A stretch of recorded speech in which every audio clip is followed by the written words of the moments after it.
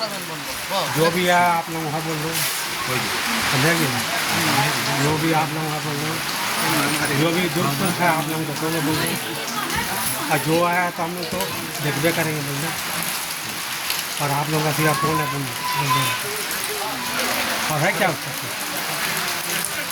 हम लोग का सी और को है क्या? उसका कौन है? मेरा भी बच्चा है, हम लोग है ना इतना। बस उन्हीं लोगों में आपको पड़ता है। इसका लड़का जब तक है हम लोग है।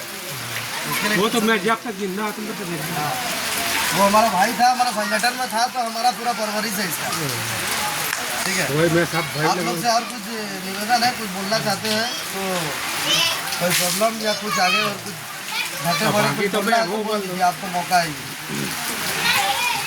माता हाँ तुम्हाला कुछ चाहिए कुछ बोला था हमन के कुछ कमी हुई का नहीं है तो हाँ ठीक है, धन्यवाद। जय जगन्नाथ। जय जगन्नाथ। चलो काटी जाओ भाई।